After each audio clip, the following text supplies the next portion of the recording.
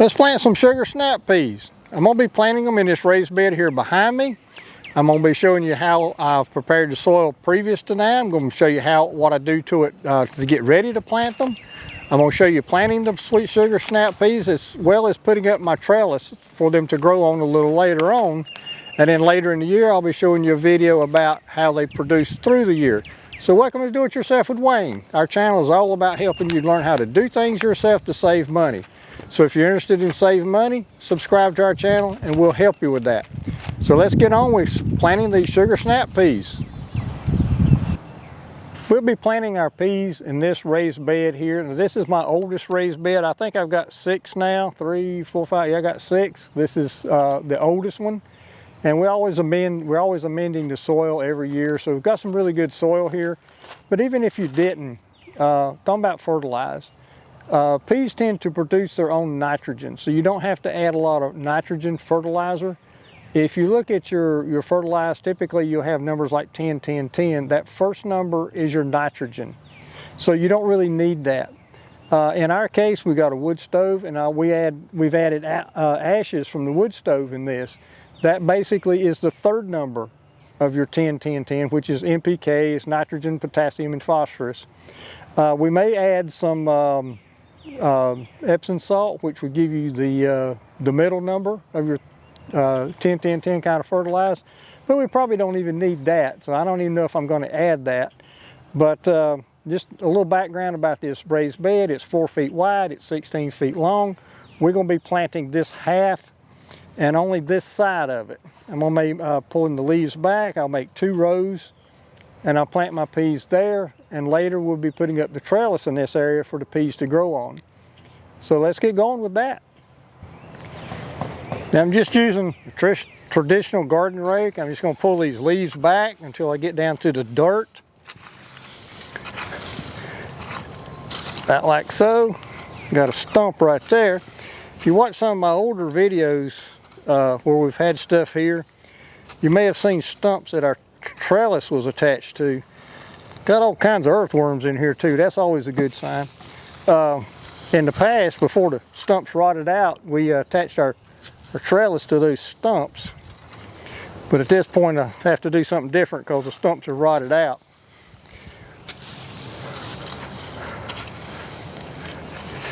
And those earthworms really like this stuff.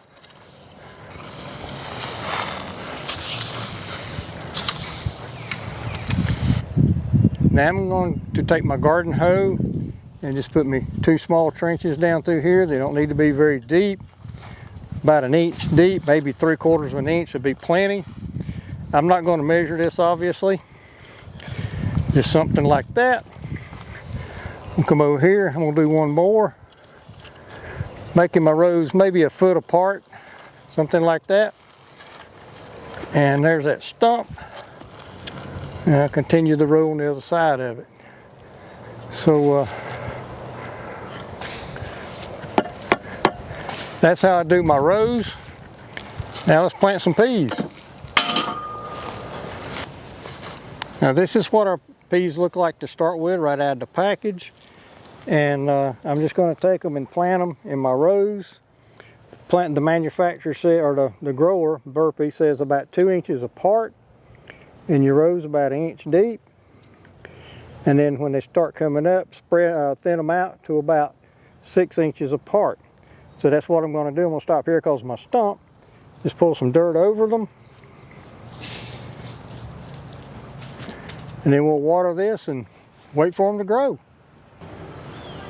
Now I'm ready to put up my trellis. I got all the seeds in my 2 rows. I got them covered up. And so I'm ready to put in my trellis. I'm using these posts, this piece of wire, and I do have my post driver. These post drivers are really nice if you have these metal posts, but they're not required. You can just drive them with an axe or a sledgehammer or something like that. But if you do, be real careful. The post drivers are a little pricey. I think they sell for $40 or $45 a piece, but it makes driving these posts in the ground a lot safer. So anyway, that's what I'm going to use because I've got it.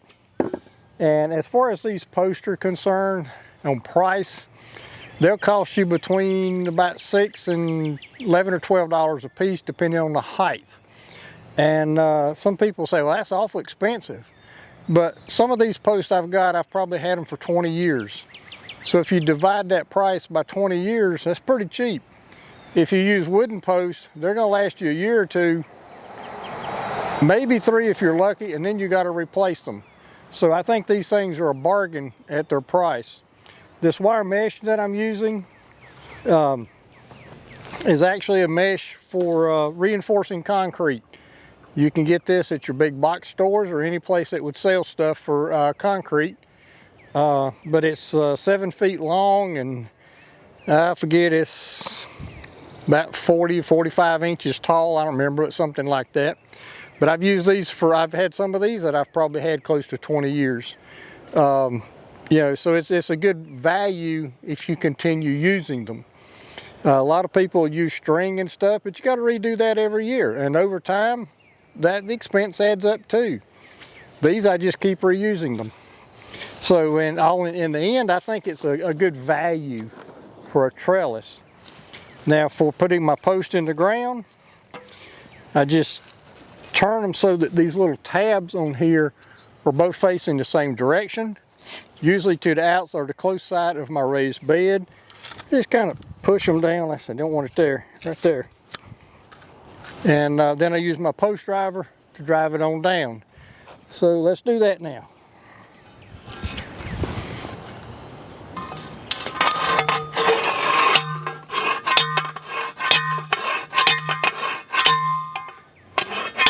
That'll probably be far enough. Now do the other one the same way.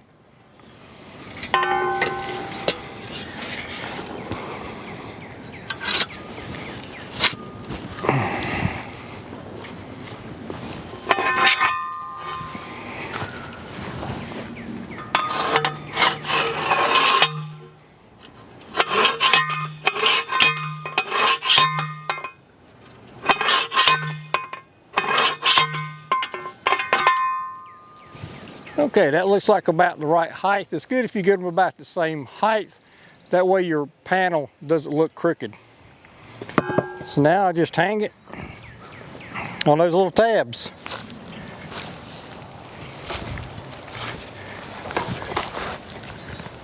Hello. Just take your wire and press it up against your post.